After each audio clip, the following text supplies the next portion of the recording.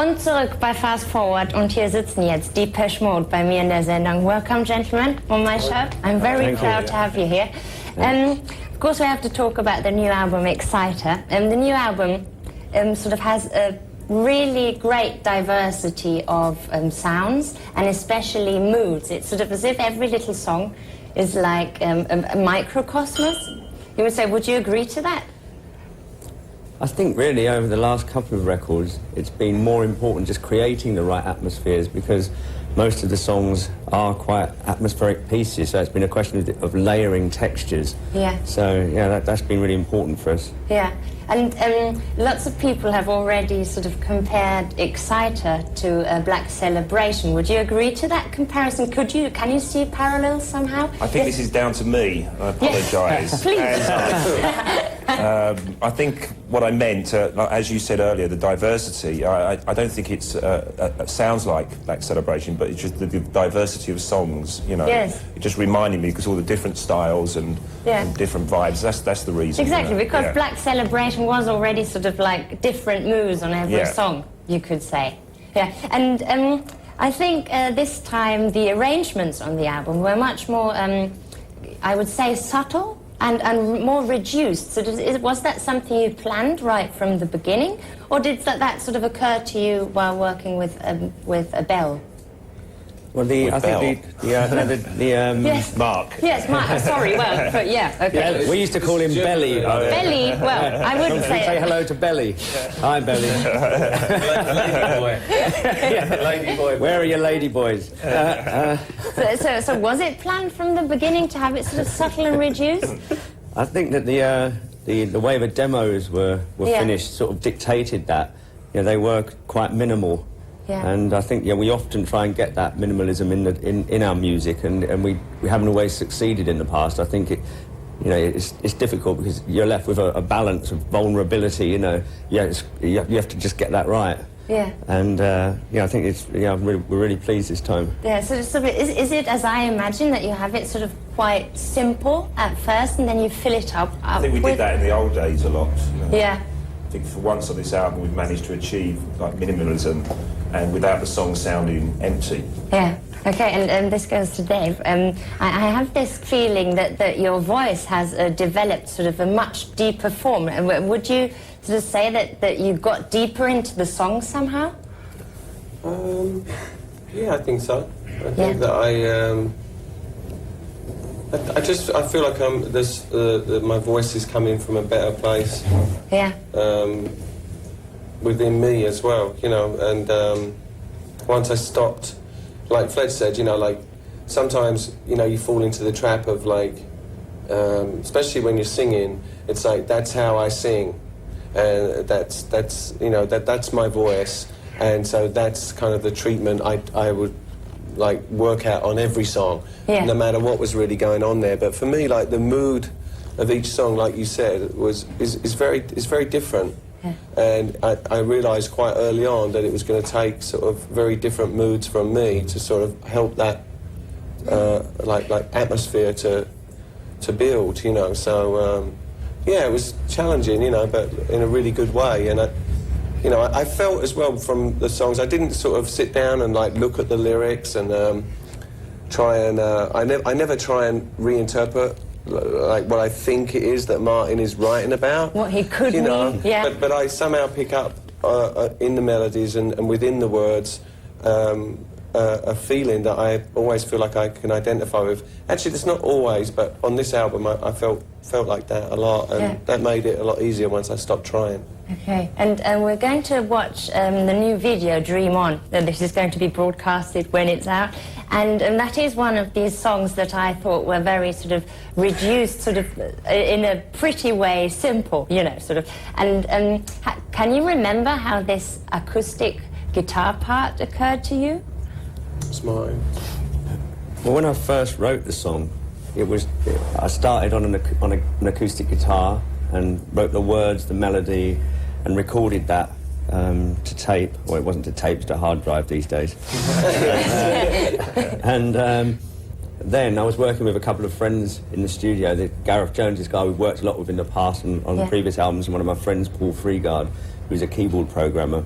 And we wanted to take the song then off in a totally different direction. So we got all these hard electronics and really sort of minimal clicks and bleeps and things happening. Yeah.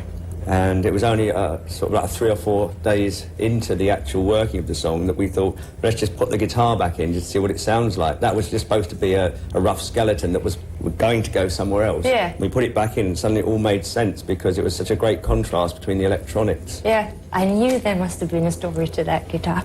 So here goes Dream On for you, the first video from Depeche Mode. Und zurück bei Fast Forward mit Depeche Mode bei mir in der Sendung hier in Hamburg. So we just saw Dream On, and for this time you didn't work with Anton Corbijn together, so instead with Stéphane Sednaoui, is that right? Yes. Now, why did you decide to choose Stéphane Sednaoui this time? Well, it was a process of elimination, really, and it was suggested to us that we tried changing this time and working with someone different, and I think that was a good thing from Anton to just have a break. And we looked through lots of different show reels of different sort of video directors, and by far Stéphane's work, stuck out. Yeah. And what I like about his work is that in the same way Anton's photography, it's really complements the music. Rather than necessarily sort of telling some kind of story or trying to sort of tell you what it's about with the visuals. And I don't think our music does that. Yeah. I think it's left to, you to sort of think what you want to think, and that goes for us too, So he definitely... We haven't actually seen the video, even though you've just shown it, and this is going to go out later on. And we have seen it. Well, yeah. Seen it, but, between you and me, off the record, we've still yet to see the finished sort of post-production. Yeah. He does an awful lot of work, Stéphane does, after you've finished filming, he does a lot of work on his own, with lots of lights and video effects. Yes, exactly, the light thing. Obviously, so have these light figures in it, always with light balls and There's stuff. definitely a light figure. Yeah, light fetish it is, Nelly, I would say. This is a question for you, Martin. You once said, this is a quote of yours, that your main motive for writing songs is to tap people in their emotions. And what does a good song have to touch your emotions? I think really it's just about something you can relate to for me. Yeah. When I write a song, I just try and capture an emotion that means something for me, and hopefully it connects with somebody else out there. Yeah. And hopefully most of the time it seems to do that. Our fans are the most obsessive in the world, so I think there's some communication thing going on. Yeah. But it is sort of in some way sort of writing about a special moment maybe in your life or something that you can relate to, and then it's gone. It's like sort of a moment, and for other people years afterwards it means something. It's sort of really amazing, really. It is amazing these days. You can sit in my little studio at home and work on a little idea, then it just goes out all over the world. And it's, it's just incredible, especially with internet these days. I mean, you can literally if you wanted, put a demo out that day and it'd be all over the world. But do you think about things like that, sort of wonder how many people are going to listen to what you're doing at that second? I don't over-obsess about it. I don't think about who it's aimed for or anything like that. Like I said, I try and do something that interests me. Yeah. But, there is such a mass communication thing through music. Yeah. And this is now for you two. When Martin comes up with a song, is it sort of... Do you need time for sort of interpretation, or is it sort of mostly clear what he means, sort of now you know each other for so long? Well, I just got to really sort of copy what... agree with Martin. That's okay. I've got it out again, sorry. I do this with every TV interview now. Really? Going to a coughing attack. I think it must be nerves or something. I don't know. Better than sneezing onto people or something. I could do that as well. No, please don't sneeze on me. It's sort of that fun. Sorry. I've done it again, haven't I? Yeah, it's just, he does this and then I'm like, no. What Martin just said, basically, somehow Martin's song touches me. When I'm singing in that way, there's something about it. It doesn't necessarily have to be, but I identify with the feeling that it gives me. Yeah. And I can't really explain that. I don't really want to even try to. Yeah. It just happens, and feels right when I'm doing it. And this is a question for you. I'd also like to add as well, yes, please. some of the, talking about Mark's songs, I think one of the nicest things about being in the group is, you know, when you do hear Martin's demos for the first time, or, you know, and then the other nice thing obviously is when we finish the CD and you get your first pressing of it, baby. Yeah. which is really two of the nicest things, you know. Yeah, and this is